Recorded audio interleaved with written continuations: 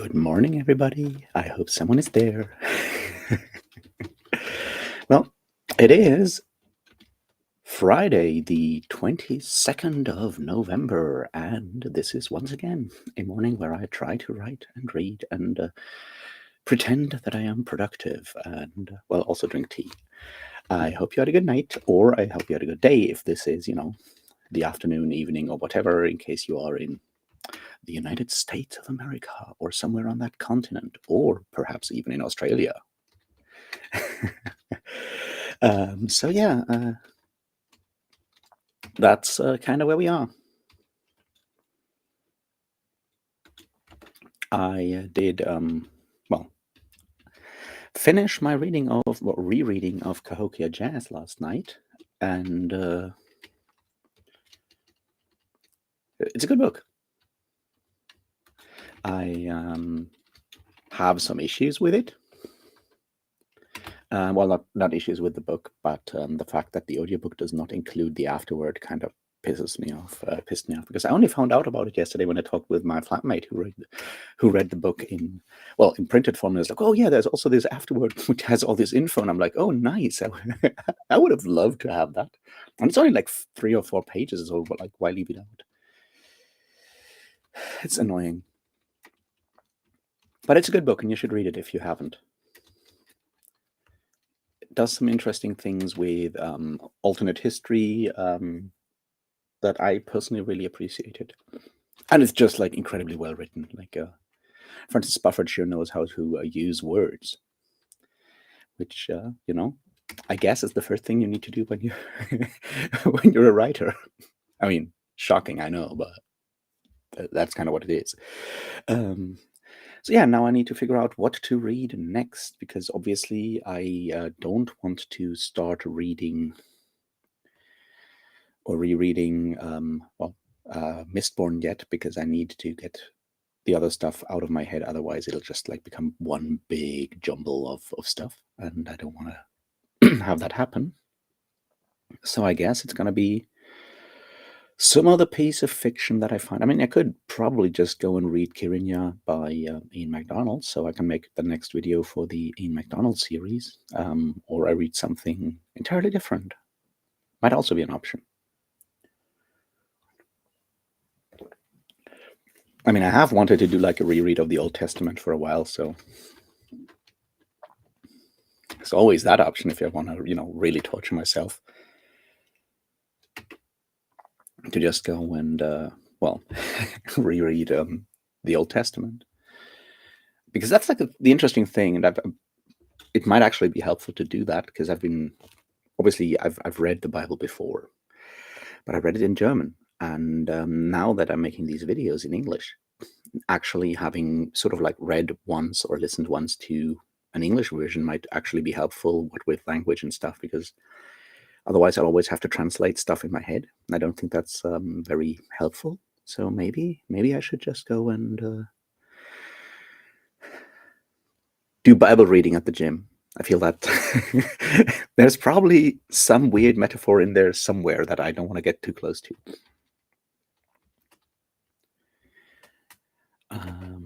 So yeah. So I'll do the usual thing through during the first sprint. I'll try to, reply to comments, do all the sort of like administrative stuff, and during the second sprints, I'll try to write. Hopefully I'll at least manage to get that first sort of important thing that I want to have happened, that I want to happen in that first chapter. Hopefully I'll get that one down. We'll see. But it certainly wouldn't, hurt to actually get that done.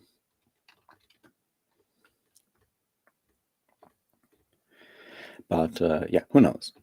It's not that easy, is it? So yeah.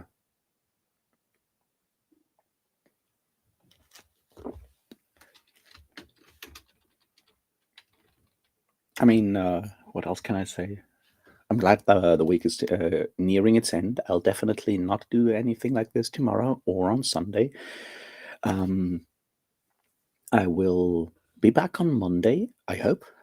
There might be an interruption of sprints next week.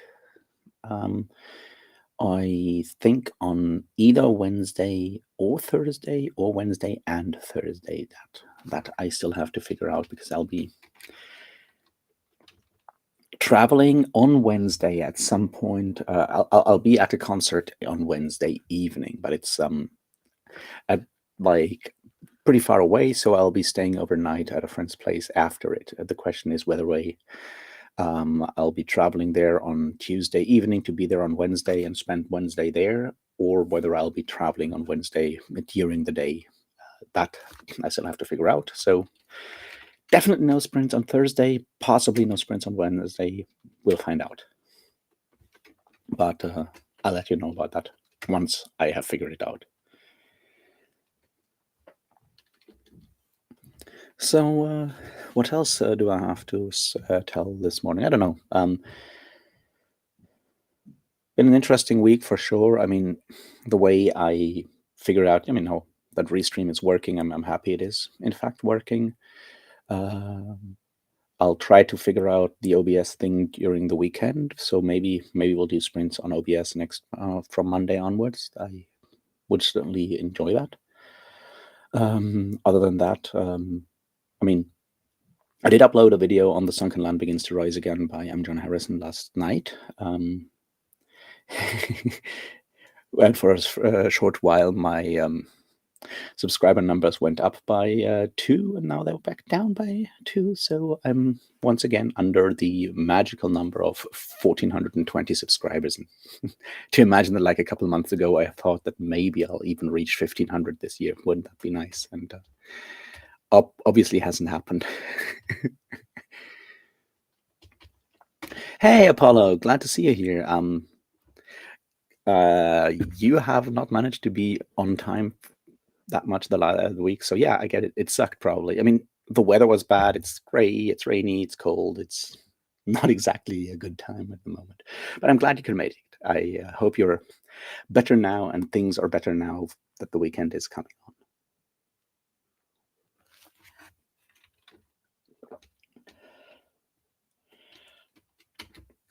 So yeah, I hope you're doing good. Yeah, so I'll try to do a video today on probably Cahokia Jazz, and then one on Palo Alto over the weekend. Had another one of these YouTube bootcamp things yesterday, and it's still kind of weird. I guess I have to do something about that. But we'll see. If I can figure out a way to do this in a way that's sort of doesn't compromise my sense of ethics, I guess, is what I'm trying to say here. The way that we have these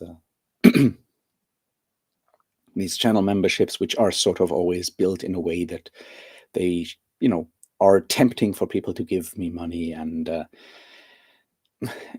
it's difficult because it's very, no one, or not no one, but like most people in that specific sort of like training program from YouTube are people in there are very much not interested in the sort of like ethical dimension of asking for money from viewers through channel memberships. They're just not interested in that. They're just interested in maximizing, obviously maximizing the numbers. And I get that if you are trying to do this as your job, there's a tendency to sort of like follow the very specific mold or very specific sort of like lines to success that YouTube has built, and not ask whether that's a good idea, but only ask how can you get this maximized. And I understand that, especially what with YouTube not exactly being the kind of thing where you have reliable income or anything of the sort. So if this is the thing where you need to make your money, you need to maximize in case ad money goes down or whatever. So I get that, but it's still like talking about the question whether this is a good idea, and if there's something we as creators should do to avoid all kinds of problems, right? Because if you're selling basically personal access, or up to a point, that's kind of what these channel memberships, at least on higher levels, are supposed to do. And we got told that that's exactly the stuff that sells best, is having like members only live streams and members only chats and stuff like that. And I'm like, yeah, yeah, at that point we're selling sort of like a level of access to our person. And that can, on the one hand, that is really sort of like manipulative from like the creator's perspective, because you're trying to take advantage of the parasocial relationship with create or that possible members, fans or whatever will have with you. But on the other hand, that can also be dangerous for, not necessarily dangerous, but like really hard to navigate for the creator, because people that feel they have gained like a level of, or like a right to, or are entitled to a certain level of access to you as a person, can really easily overstep the line in all kinds of ways. And there's certainly no training on how to deal with that done by YouTube. So I feel that they should talk about that, but no one is. And yeah, what can you do?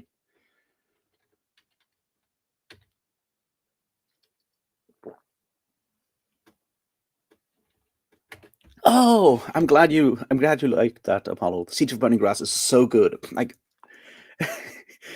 it gets so many things right, and it's both so incredibly bleak and dark, but also has these like moments of hope of like just not giving up and keeping going, even though it doesn't look like you're gonna win. And I think Premier Mohammed captures that sort of like doing the right thing, even though there is no hope for, or no immediate success. And that's a really important message, I feel like, especially right now when you look at the general political landscape. I think it can be a hopeful book in that regard, because it shows you that you can actually, and that there are reasons to keep doing the right thing, even though it may not be crowned by immediate success. And I feel like one of the more insidious aspects of this very specific neoliberal ideology that we kind of find ourselves under is, of course, that nothing but sort of like an immediate, measurable success, quantitative success, is seen as worthwhile, is seen as even a form of success. And I think to just even go beyond that and understand that there is something there are other dimensions to doing the right thing, to even being successful, than just having the numbers, so to speak, I think is already like a really important message, and something that we need to sort of have more respect for, or try to learn again in a lot of ways.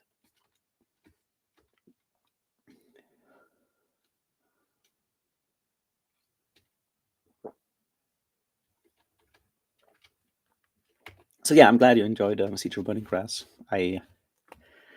I was very much impressed with it when I finally got to it earlier this like last week. And I was impressed with The Sunken Land Begins to Rise Again for very different reasons. It's I said that yesterday. There's authors that just really know how to use words in a way that is just absolutely impressive, where you can see like every single word was chosen with care, and like there's no fillers in there. It's just eh, it's just impressive to see how well constructed that novel is. It's also incredibly depressing because it's about Brexit Britain and Lovecraft, two things that go really well together. Yeah, and now I need to figure out what to read next. But yeah, we will see. Maybe it will be the Bible. Because obviously knowing or having a refresher course on the Bible will certainly also come in handy with that whole Mormonism thing, because they claim that is part of what they believe, so I might as well.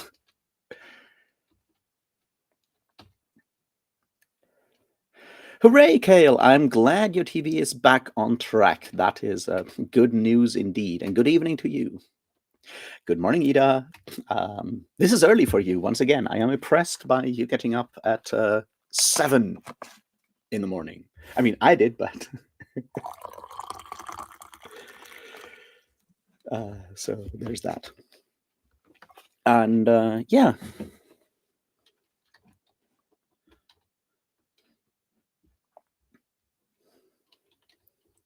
Yes, she is an amazing writer. I think that's the other side of it. Like, just like the prose, the style, the language is just also like very, very powerful. and I do very much appreciate that kind of like care for language that Premier Mohammed also brought to the table there. Yeah, I hope more people will read it and actually give it a chance, because yeah, we need more books like that. And I said this before. This reading Siege of Burning Grass, I could see why this ended up on the shortlist for the Le Guin Award. It is very much it's very much a book in the spirit of Ursula Le Guin, I would say.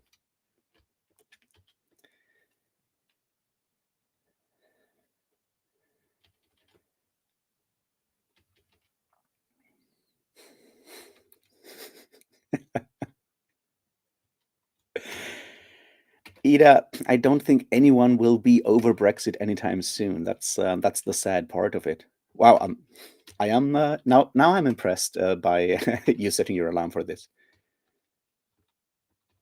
Like I read the Bible before as well, so I know what I'm getting into. But it's, as I said, it's more like refreshing stuff and reading it in English this time. So I have quotes and stuff in my head and don't need to translate them when I talk about it in English. So it's more like a refreshing kind of thing. Plus, I feel like at least parts of the Old Testament are definitely worth reading. Like Job is a really impressive piece of writing in multiple directions. I'm glad I've read it a couple of times because it's good stuff. Except for like the ultimate ending that it feels kind of tacked on when he gets everything back, not once but like double the stuff back.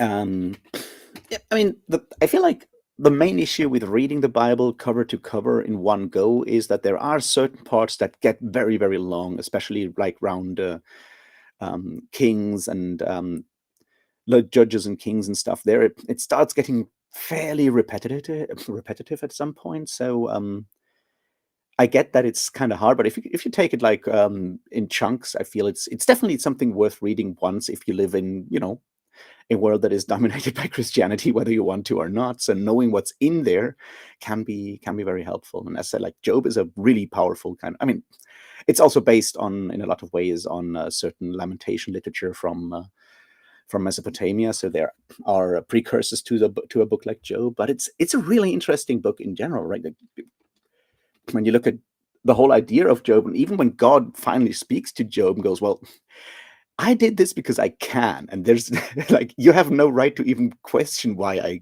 kind of fucked you over. And that is a very, very interesting depiction of God versus a New Testament God, or even other depictions of Yahweh, or whatever you want to call him, in other parts of the Old Testament. But the raw power of, yeah, well, what you gonna do? If I want to do this, I can just do this. I think that's one of those bits that are important to understand for like the larger sort of construct of faith that came out of all of that.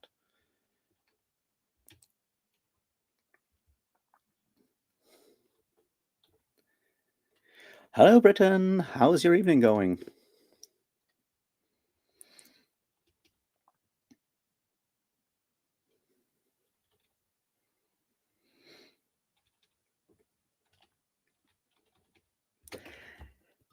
Yeah, but that's the question there, Britain, if he's actually testing Job. I mean, yeah, kinda. But he's also going, well, if I want to test you, you have nothing to say to that. And, killing of, an entire family to test one person feels kind of, I don't know, cruel. But that's the point, right? You can't use these four terms, like ethical terms, like, or even more like emotional terms like cruelty or whatever. You can't use them and apply them to something as far beyond human understanding as God is in that very specific form. Whereas you have other parts of the Bible where God is very much sort of in a different relationship to humans. For example, in Exodus when God argues with Moses and God wants to kill all of the Israelites, and Moses goes, "No, you can't do that." And God goes like, "Well, watch me." And he's like, "Well, you said that you would actually that we are your chosen people and you will save us. If you kill us all, you're gonna break your word. You want to be a lying God?" And God goes, "Well, I don't know, man. I guess you're right. I'll just kill a bunch of you and send you into the desert." So these are very different versions of God, different with different relations to humanity in a lot of ways. And I think it's interesting to see how all of these get sort of like melded into one sort of form of divinity throughout that long process of history and writing in a lot of ways. And I think that's an interesting, just an interesting observation.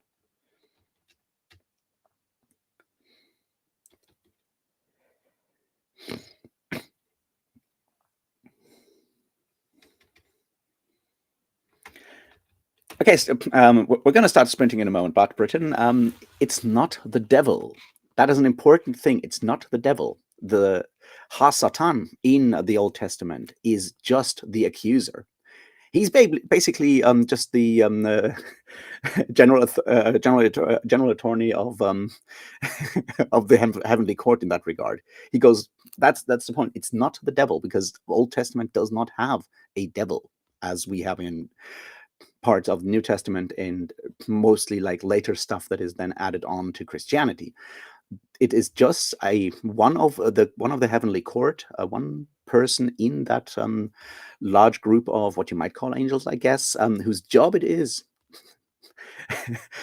whose office it is to well, speak truth to God and make him understand or consider things, and that's the job there. Ha-Satan in the Job story is not the devil. He's just doing the thing he's supposed to do, which is go like, look, maybe you're not seeing the whole thing here. So that's an important thing to understand, because the concept of a devil is very much a Christian idea. It's not a Jewish idea, and it's not an Old Testament idea. So that's I think important to understand. Yeah, you're kind of fucked there. I mean, you're still part of the Commonwealth, aren't you? I guess you can quit that. I assume. All right. It's I guess it's time to actually start doing productive things, by which I mean go through comments and all that other stuff and then start writing, I guess. And I'll see you back in, I guess, what's that? 10 past 9. That sounds reasonable.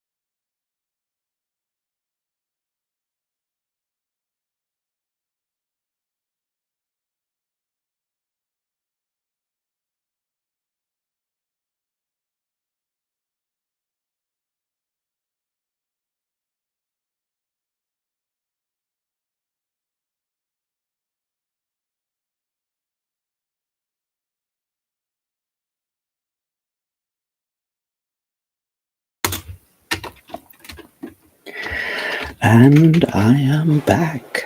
How are you guys? Have you been productive? Have you made coffee, tea, found snacks for the evening, or done anything else that gave your heart some joy?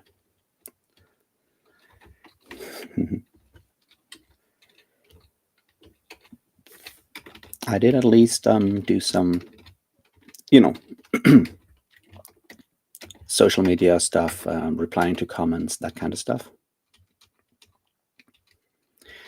It's kind of frustrating that YouTube still hasn't fixed, or the browser hasn't fixed the whole thing where I can finally reply on YouTube directly, but have to use my phone for it and stuff like that. It's super fucking annoying, but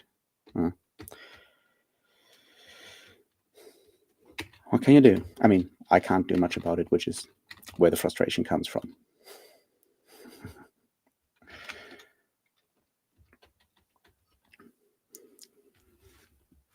See, that's already very productive, Ida. Shower, coffee, and writing an email. That's good. I'm well, I mean, I did write some stuff, and I did make new tea, so I guess I'm good there. But I'll wait with the shower until I'm back from the gym, because otherwise I feel like, maybe overdoing it.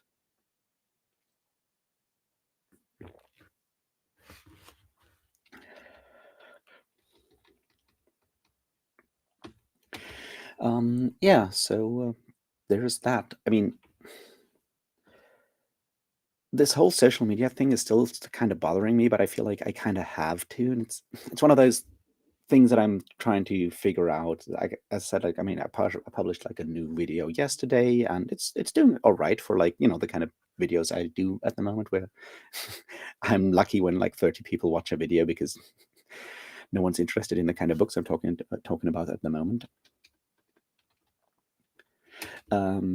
But like every time I have to open like the YouTube app, the first thing it tells me is my subscriber number, whether I want to or not. And I mean, yes, if you open your YouTube screen on your computer, you can move by those numbers and just not look at them. But if you use a screen reader, you don't have that luxury, because you have to sort of, I mean, it just reads everything that's on the screen unless you know exactly where to go immediately. And if you're not quick enough, it'll just give you those numbers because they're right up at the top. So every time I start YouTube, it tells me the numbers. And every time I see like how they're going up or down, and I'm trying not to think about it, but seeing how they're currently constantly going down makes me wonder what I'm doing wrong. But then maybe it's just, the times.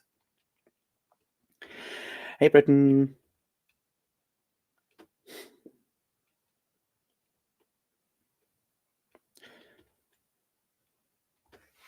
Apollo, I am drinking some really cheap black tea. I guess it's Darjeeling at the moment, or it might be Assam. I don't know. I usually buy these like large bulk packages because I'm drinking so much of the stuff that the 500 grams or 1 kilo packages. So I think right now it's in Assam, and the next one might be Darjeeling. So I'm sort of rotating through like different forms of black tea.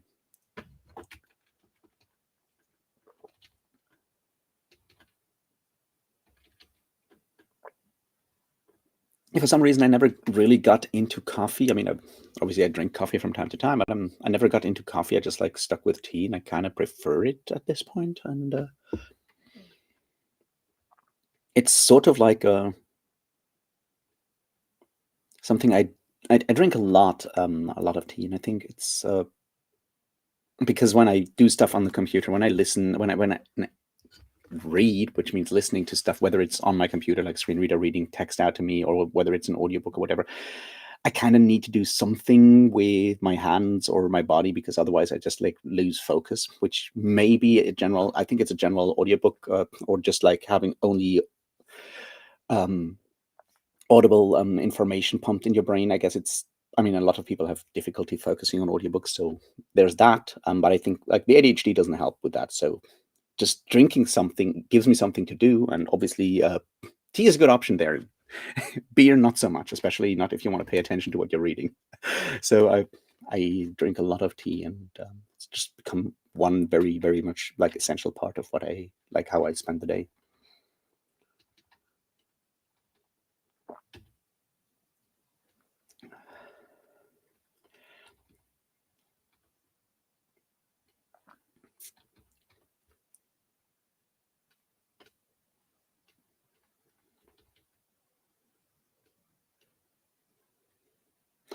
Um, so here's the thing, like I like the smell of coffee. Coffee smells really, really good. Like fresh ground coffee smells really good. The aftertaste, yeah, I get that. And if you overdo it, like if you get like that full on caffeine rush and like that can be very uncomfortable. I totally get that. Yeah, that's the point. Like, of course, YouTube is turning it into hustle culture because like the more content people upload and the more people watch that content, the higher the ad revenue gets and the more money YouTube makes. So it's absolutely in their interest for to sort of not force, but certainly give creators incentives to produce the kind of videos that will make more money for YouTube. And the way they're doing that is by constantly feeding you these numbers because we're all trained to pay attention to numbers, and we all think that making numbers go up, making line go up, is a good thing, and it kind of appeals to that on probably more on like a subconscious level. And yeah, it's difficult to overcome.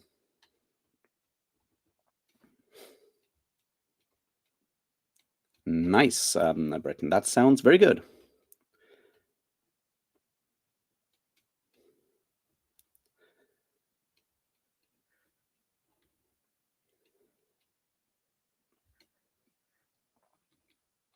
I mean, I guess we're all doing social media wrong. There's a way of, I mean, if I wanted to do social media right, I would start like a right-wing men's rights grifting YouTube channel and only talk about that, and that would probably make more money. But um, social media has, I mean, and it has changed in that regard over the last, I don't know, 20 years. When you go back to stuff like the early 2000s, like early, MySpace, even early Facebook and so forth, and early YouTube, of course, as well, right? Stuff was way less formalized in a lot of ways, way less gamified, and that has obviously fallen to the wayside now that we have like basically a fairly static market of like four or five, whatever we want to call it, big platforms. We basically have like they do have sort of like monopolies in these different spaces, right? You have well, Twitter is losing its monopoly, I think, slowly, hopefully. For like the short text message thing, you had Twitter for the longest time. Now it's slowly shifting to possibly Blue Sky, possibly Mastodon. I think it might be Blue Sky because it is slightly easier to use than Mastodon. Maybe. And then you have obviously for YouTube, for videos, you have YouTube, and for images, you still have Instagram, and for short videos, which was like the last big addition to the whole thing, you have TikTok. And I don't know what Facebook is for anymore, but it still exists because it is just so fucking huge. And that's that. So they can then, and they've mostly maxed out like their user numbers, right? It's not like YouTube is not gaining more users or not that many new users generally to the platform. So they have to find ways to make more money out of the people that are already there. And that's the same thing with like all of these platforms. So there's an incentive there to gamify it more and try to raise the ad numbers and try to find other ways like channel memberships and all kinds of other stuff to make more money out of the audience, the user base they already have. Because once you have like, I don't know how many users officially YouTube accounts there exist. I assume it's somewhere above 1 billion. And once you have that, yeah, the idea of infinite growth kind of comes to an end when when the maximum growth number you can have is the entire population of the planet. And and that's something they're already grappling with, I think, and that's why they gamify the whole thing so much.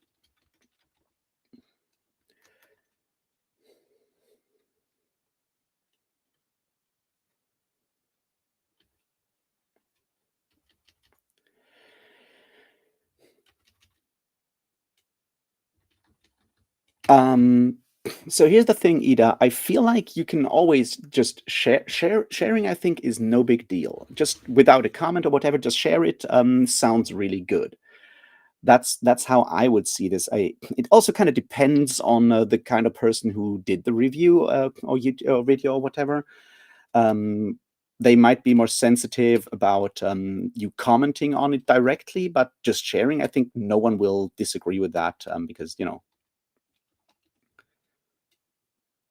and I mean, that's where I would see this. Like, sharing it is something they benefit from it, because obviously other people, like your audience, will then have a chance to read that review, and so that I think is a really good idea.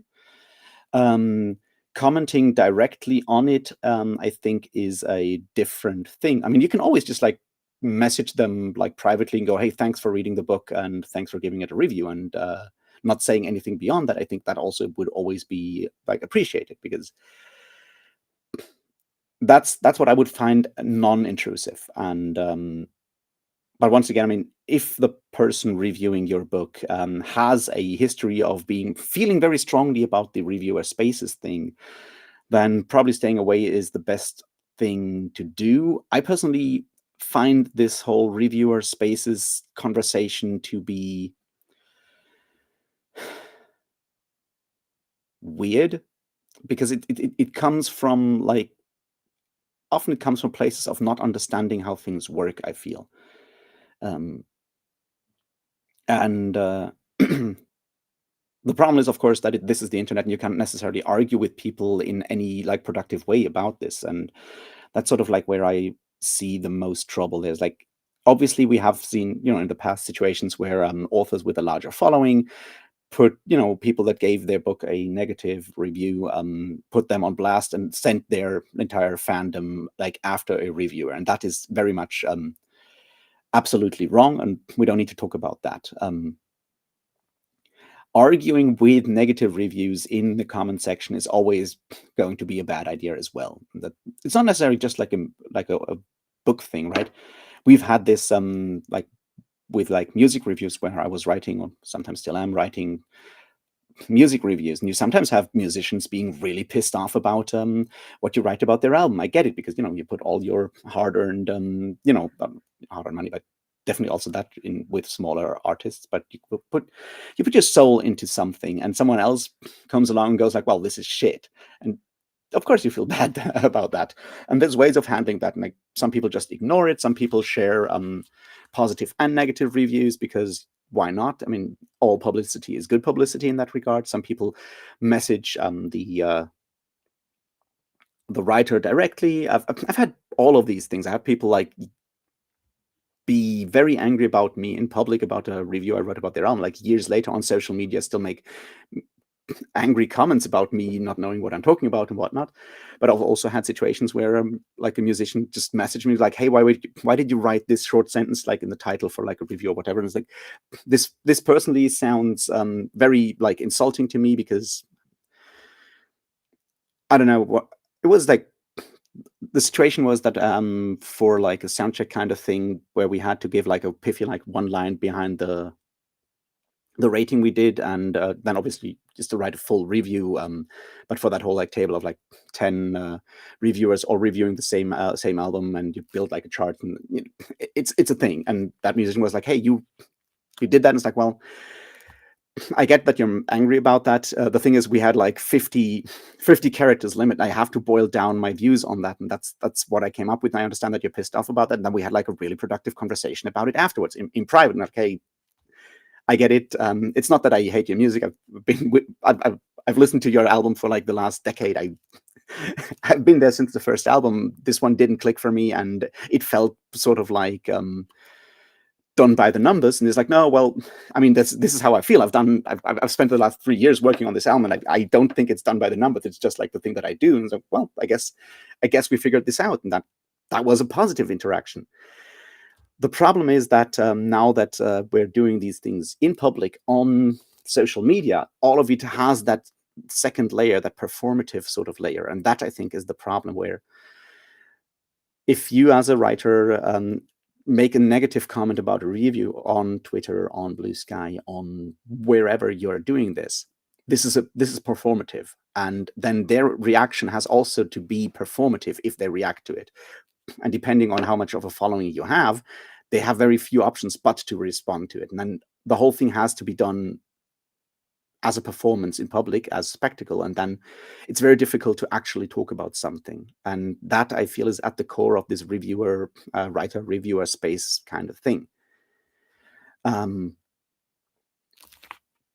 So I don't know. I would just like share it without a comment, and if it's a really nice review or whatever, just message them if they have an option to just like a private message, like, hey, I read your review. Thanks for actually taking the time. I appreciate it. There's nothing they can say about that. It's like, you know.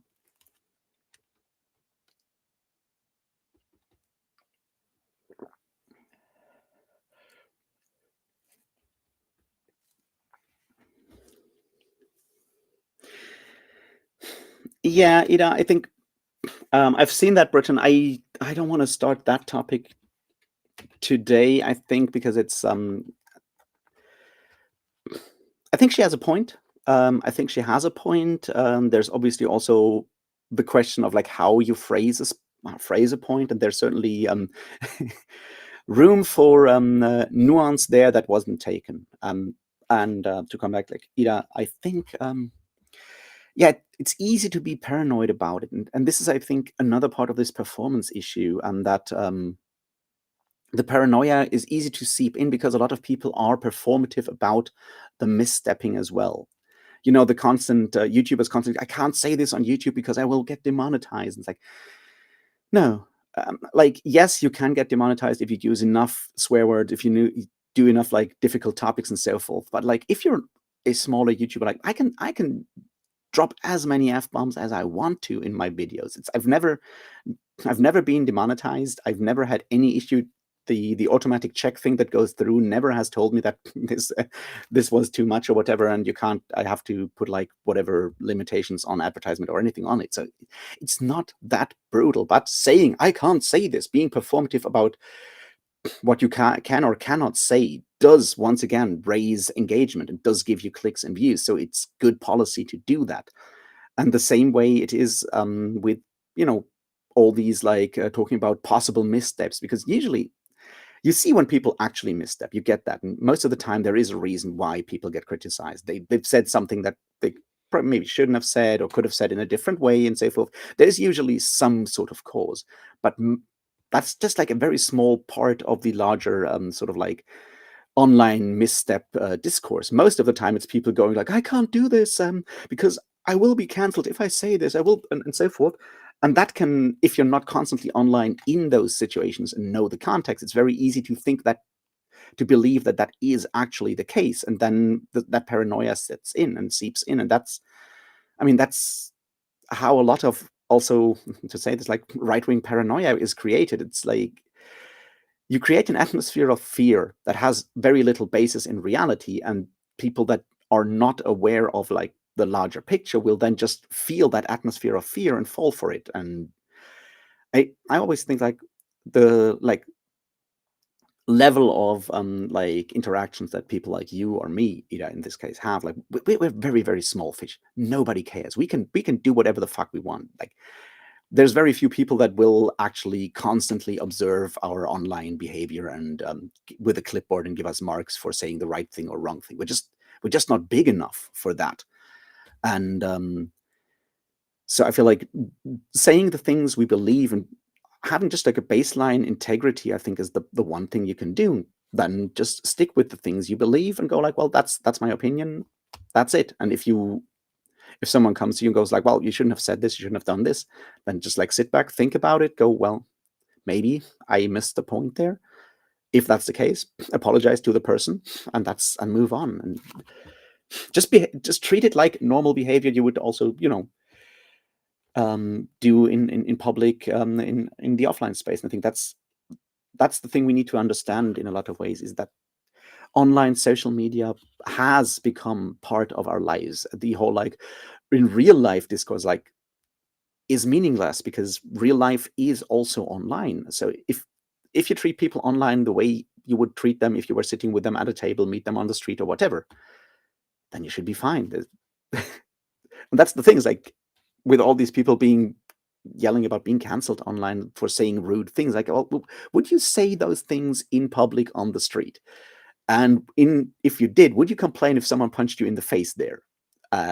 think about that for a second and then realize that maybe saying these things, using the N word on social media is bad, because if you would do that on the street, you'd probably also get shit for it. So it's not canceling online or the woke mob. It's just that for whatever reason you think or believe that the rules of the world don't apply to online, because it's a separate place, and it is no longer a separate place. Those days are gone. It is part of reality, for better or worse, and that's something I guess we still need to kind of learn. I think it's easier for younger generations, for Gen Z and Gen Alpha, I guess, who already grew up basically online, on social media.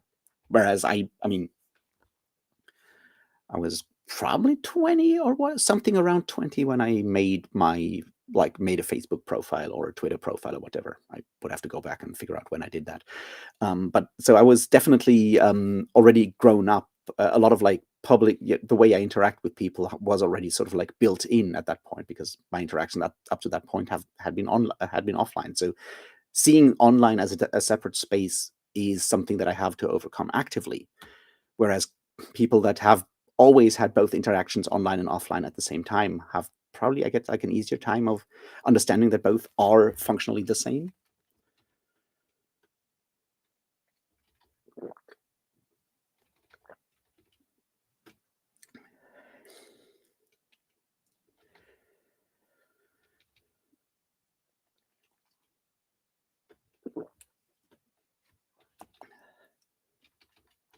Britain, yes, BookTube is incredibly clicky. Don't worry about that. It's incredibly clicky.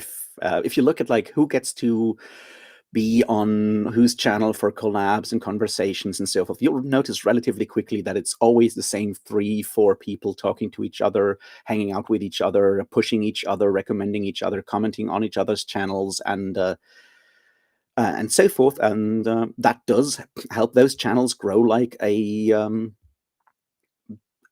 sort of like community together in a lot of ways. And if you're not part of that for whatever reason, then you're kind of stuck on the outside. And that's I mean, that's just like how communities work in general. So it's not a BookTube kind of thing, but of course it also happens in BookTube. And then the question is like how you interact with that, how you react to that, if you want to play that game, or if you go like, well, I'm going to do my own thing, and that's that.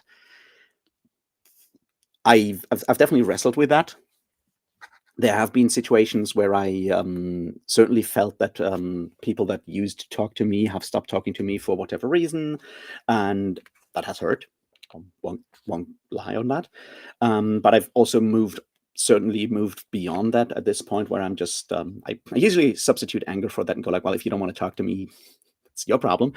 I remember like last year, I think it was last year at some point, I got a comment from someone who was often watching and commenting my videos and go like, hey, I haven't seen you on any collabs recently. Have you been blacklisted? And I'm like, I haven't thought about it that way, but I guess all the a lot of the sort of like larger BookTube channels that I used to talk to in the beginning, when like the Malazan stuff kind of took off, have definitely stopped talking to me. And they sometimes talk to me like in private, like private messages or whatever, but I doubt any of them will invite me on any of their channels for any conversations in anytime soon, because either my channel is too small, or they feel that having me on will push away viewers. I guess that's just like something that happens in that regard, because whether we want to or not, if we hang out in these spaces for a while, we gather some sort of reputation, I guess. And that's something I said, I think yesterday, is like, if my channel grows, it will not be from booktubers anymore. That boat has sailed at this point. That ship has sailed. I'm known on these channels. I mean, maybe not, on like Daniel Green's Discord or whatever, but like on the smaller Discords or whatever, I'm known. These people know who I am. They maybe watch my videos and don't comment. They maybe don't watch my stuff because they disagree with me. But sharing my videos on, I don't know, the Unexpected Party, the Fireside, or any of these Discords is basically, for example, for the 5-6 people that are technically already following what I do anyway. It's not going to gather me any new viewers. That's done.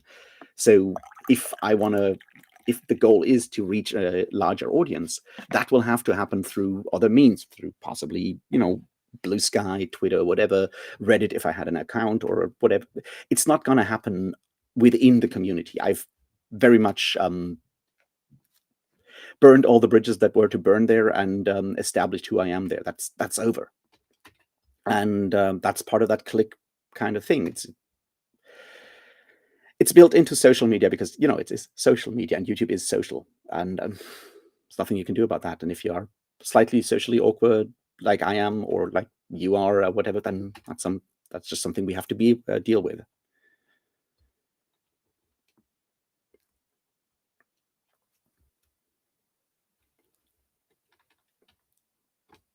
But that's like the dark side of it, isn't it, Britton? You try to be nice to everyone, and you can do that, but that also means that having actual opinions that grate with opinions of having like differences of opinion can be seen as spoiling the mood, as being not nice to everyone, and suddenly you either have opinions or you are friends with everyone. And the question is like what you want to do, and what you consider like your personal like integrity. And also the question, like, at what point do those people that have like higher, have more power in those kind of relations, because they have like larger channels, more followers, fans, whatever you want to call it, right? At what point do they just dismiss you because they believe that you're just doing this to be nice to them and so forth? Because that's the other side, because we're selling personality, we're selling authenticity. And if the image that you create is one of like desperately wanting to be friends with everyone, that also can lead to people dismiss you and have like really bad opinions of you, which is where the cruelty of all the clique building kind of comes in. And yeah, I don't know how to navigate that. I've as I said, I've pretty much given up on booktube in general. I know larger booktubers are watching my stuff. They'll never comment on it. They sometimes message me in private, and yeah, what you gonna do? I'm not gonna praise Bernard Cornwell just because apparently that's the thing to do. I'm not gonna go back on my views on Dan Simmons because it pisses off some booktubers. That boat has sailed. It's not gonna happen. And if that means that I'll just have to do whatever I do on my own, then that's where I am. And that's kind of what I try to do with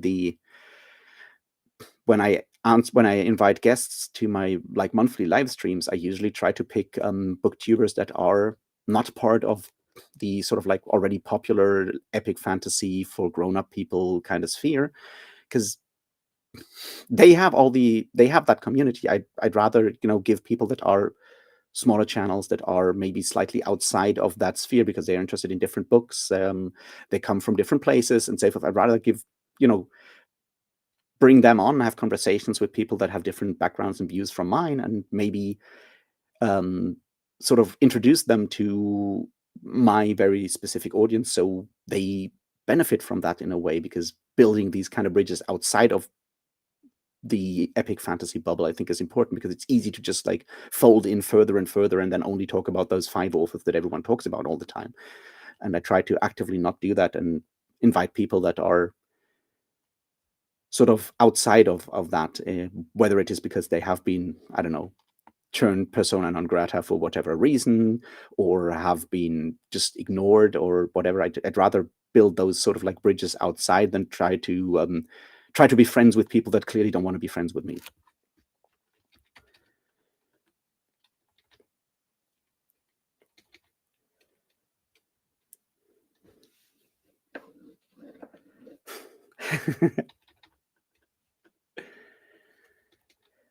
Yeah, interesting. I mean, that's like the sad part, Apollo. That's like the sad part, right? That you have this.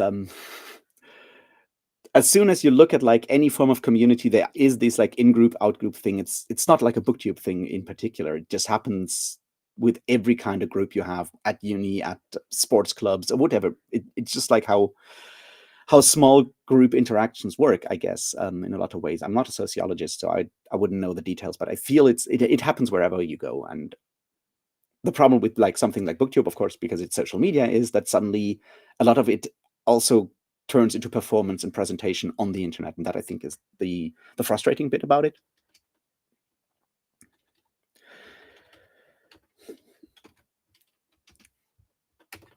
But that's like an interesting question. Like, you don't have to answer it like right now, but like, how do you stumble upon my channel? if you're not that much of a prose reader or not that much of like into booktube or whatever, because that's, that's interesting to me. In general, it's like how does anyone stumble upon my channel by accident?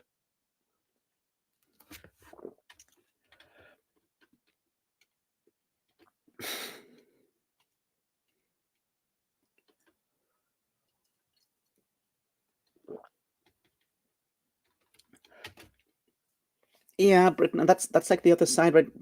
Going, I'm not a sexy booktuber. I don't talk about the same 5 books. Yeah, that's true, but that also can become like a performance, and that's something where we need to be careful. Is like cultivating that sort of like lone wolf, outsider, rebel, whatever image is also, it's still an image that we create in a lot of ways, and it's easy to fall into that because you start out with some sort of, I'm interested in stuff, and then there's like some self-righteous indignation, and suddenly you're stuck in like another role, and it's easy to break that mold as well.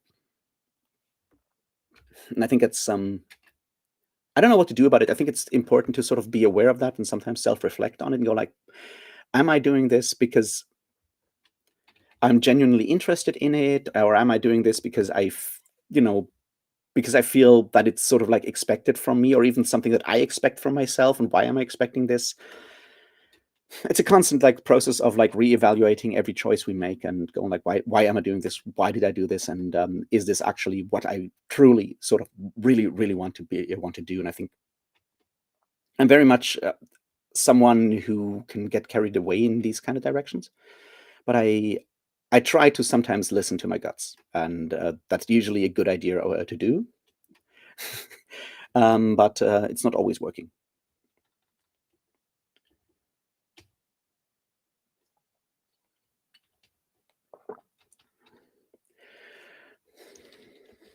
All right, guys, this has gone on longer than I thought.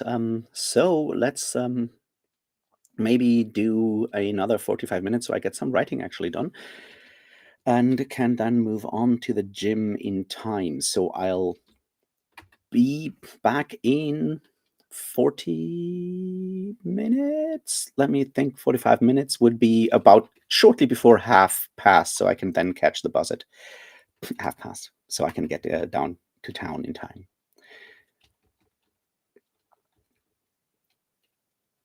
I have not watched cricket, no.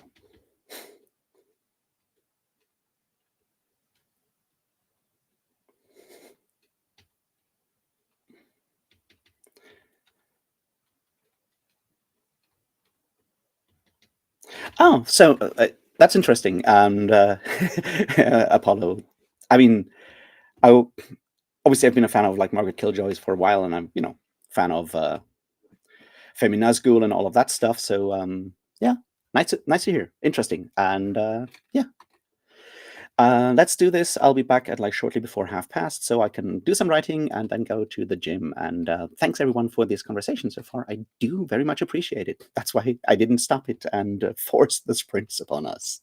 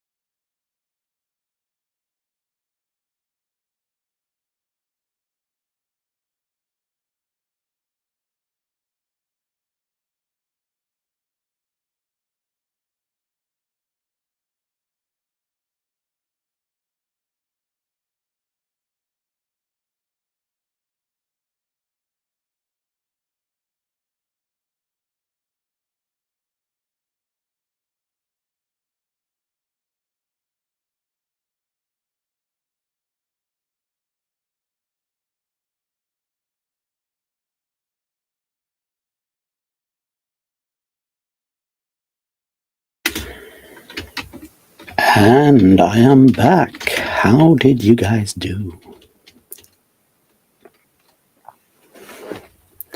Yeah, I did manage to do some small bits of writing, which I guess is good.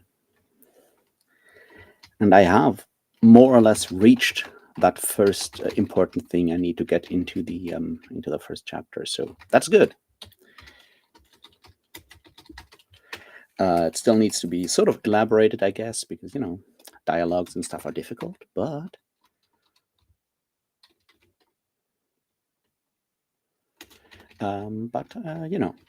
it's there, which I guess is all that counts at the moment.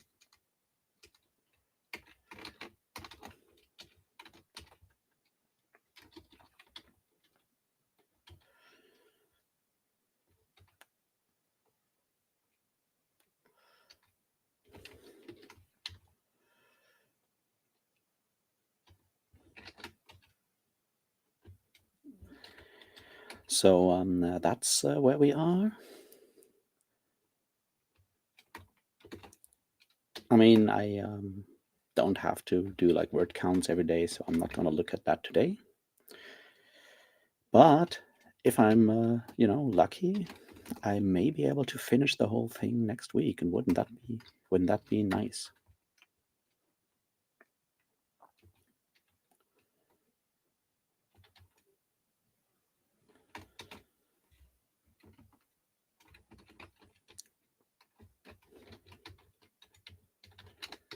So yeah, I'm gonna make it quick today, so I can still run and get my bus.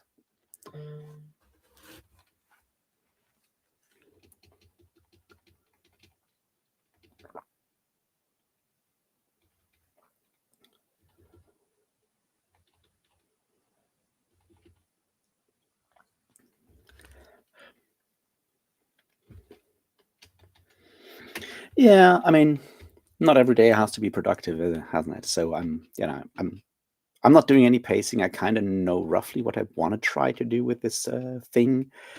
We'll see if it if it happens or not. As I said, I'm trying to, I'm figuring this out as I go along, and just putting down words is already, worth something, I think. So we'll see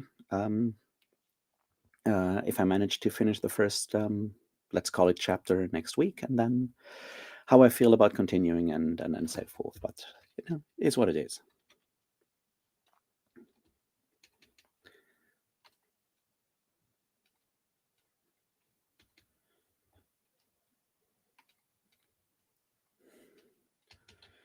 Yeah, good luck with work, Apollo. I hope it's not too bad. And yeah, pacing, walking around and thinking about stuff is definitely essential. Taking a shower is another one where I can sort of think and work through ideas. So that's definitely good. I miss having a dog. When I still had a dog, that was like walking with the dog and talking to the dog was really helpful with like formulating sentences and stuff. So maybe I should get one again. See you on Monday then. And all right. Have a great weekend, everyone. Do fun things. I'll see you then on Monday, and maybe I'll do some cool things as well. Who knows?